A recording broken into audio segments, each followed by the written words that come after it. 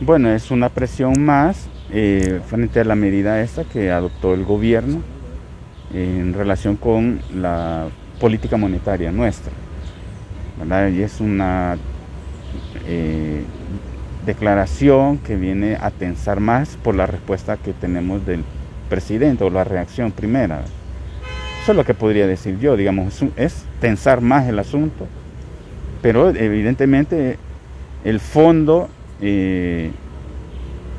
no solo hay que ver ahora. Yo en este tema de las acciones del Fondo Monetario Internacional me interesa recordar que es responsable también en buena medida de las medidas de corte neoliberal que se adoptaron desde la década de 1990 en el país y que mucho daño han hecho al país, a la sociedad salvadoreña, ¿verdad? Entonces es un tema bien complicado porque por un lado uno quisiera que el presidente enmendara, en este caso, lo que hizo con el Bitcoin, la forma como se impuso, digamos, ese criptoactivo como moneda de curso legal, pero por otro lado, tampoco es uno que, bueno, hay que hacerle caso al Fondo Monetario, porque, repito, cuando el Fondo Monetario y otras agencias multilaterales han dado dinero al país, lo han dado condicionado a una agenda económica de corte neoliberal, que es la que ha producido más exclusión, más desigualdad en el país. Okay. Hablando de dinero, ¿usted cree que con esta advertencia del Fondo Monetario Internacional se estancan las negociaciones que tiene El Salvador para la aprobación del préstamo de $1.300 millones para paliar la crisis fiscal? Bueno, estancada ya estaba desde hace rato, ¿verdad? Lo que pasa que yo creo que el fondo, evidentemente, bajo sus intereses, no van a dejar simplemente que en el país circule una moneda, digámoslo así, que compite con la moneda que defiende el fondo. Digamos, ahí hay una disputa que es más de carácter global y nosotros estamos como en la punta ahí, como queriendo ser los héroes de algo que, digo yo, ¿verdad? Podría haberse adoptado cuando ya otros países en la región lo tienen, pero no El Salvador el solito, ¿verdad? Yo creo que es como un desgaste innecesario para el país. ¿Qué debe hacer el presidente de la República? No, eso que se lo digan sus asesores. Y sobre digamos, si nos puede ver cómo ve usted el panorama de que el gobierno, bueno, el presidente de la Asamblea Legislativa dijo que en los próximos 60 días van a recibir una propuesta al sistema integral de pensiones. ¿Cómo ve usted esto? ¿Cómo ve el panorama? Vaya, con el tema de las pensiones es otro, ¿verdad? En el que el financiamiento, digamos, de ese sistema, si se quiere mejorar las pensiones, pues está dependiendo de que el gobierno tenga ingresos. Entonces yo creo que hay que ver cuál va a ser la medida. Lo cierto es que mucha gente ha retirado buena parte, como le han permitido retirar el 25% de sus ahorros. Entonces ahí hay un problema. Yo creo que, de nuevo, es como que tenemos un gobierno que en todos los ámbitos en los que actúa tiene conflictos. Y ahí es donde uno dice, bueno, ¿y qué pasa? Es decir, no podemos tener un gobierno que no se conflictúe, yo diría, innecesariamente. Eso es lo que me pregunto yo. En el tema de las pensiones, bueno, hay que esperar a ver cuál es la propuesta, ¿no? ¿Cuál sería mejor, una mixta o una pública? No, es que mire, yo en este tema creo que es, si nos reducimos a que las pensiones solo tienen derecho, digamos, a pensiones los que están cotizando, solo estamos hablando de un cuarto de la población que trabaja.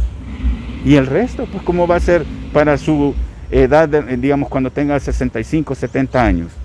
Estamos hablando de 3 personas, de 4, digamos, están en esa situación de que no tienen garantizado su vejez, digamos, una vejez digna. Entonces, uno debe decir, bueno, otra vez, si quieren lo conectamos con lo del Bitcoin, con lo del fondo, y es, si antes que se privatizara CEL, que se privatizara Antel, teníamos, digamos, autónomas que podían generar ingresos al Estado, ingresos que podían utilizarse para, digamos, favorecer a los pensionados que cotizan o los que no cotizaran, crear un mecanismo que les permita, digamos, cuidos en esas edades. pero se privatizaron por presiones del fondo. Va, entonces ahí viene el problema. ¿Y ahora de dónde saca dinero? Pues el problema siempre es cómo se mantiene, ¿verdad? El sistema actual, cada uno tiene una cuenta. Eso está en riesgo ahora si esa cuenta que es individual, los fondos, la gente que ha ahorrado por 20, 25 años, y ahora con una reforma resulta que eso que es suyo lo va a perder porque puede hacer que se estatice y entonces, bueno, ahora, ¿qué se pasó con mi cuenta, verdad? Ahí hay un problema, o sea, es lo que digo, en El Salvador generamos una serie de problemas, yo digo innecesarios, porque queremos resolver de manera inmediata problemas que son de más larga duración. Okay. Y también yo tengo solamente dos preguntas para finalizar. ¿Usted cree que actualmente existe un alto endeudamiento por parte de El Salvador? Bueno, es lo que dicen los economistas, la deuda no está ya alcanzado o ronda el 100% del PIB. ¿Eso qué quiere decir? ¿Verdad? Que todo lo que se genera internamente, digamos, va a ser para pagar deuda. Y entonces, ¿qué va a quedar para invertir, digamos? Ahí hay un problema, ¿verdad? En buena medida, ciertamente tiene que ver con que estamos en medio de una pandemia, se requirieron fondos, pero también tiene que ver con el uso de esos fondos. Sí. ¿Y actualmente cómo evalúa usted las relaciones diplomáticas y comerciales entre Estados Unidos y El Salvador?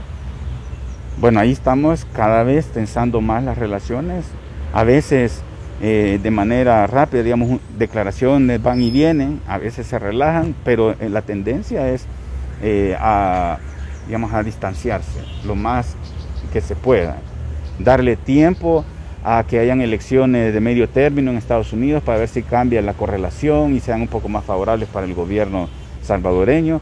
Y si fuera posible, creo yo que es la expectativa de, y si regresara Trump dentro de 3 años, pues esto sería mejor para El Salvador, sería en la perspectiva del gobierno. Entonces yo creo que en ese juego de distanciarse, de buscar por otros lados, al final de nuevo, los que perdemos somos nosotros, porque ¿y qué tal si por estas tensiones los Estados Unidos ponen una prohibición para enviar remesas? ¿Quiénes van a ser los afectados? Yo no creo que el presidente o el gobierno sea afectado. Van a ser afectados todos los que reciben, los hogares que reciben, que según una encuesta de hogares andan alrededor del medio millón de hogares que reciben remesas.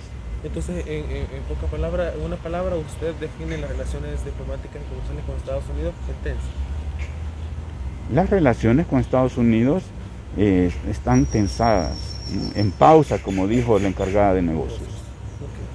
Tal vez una última opinión.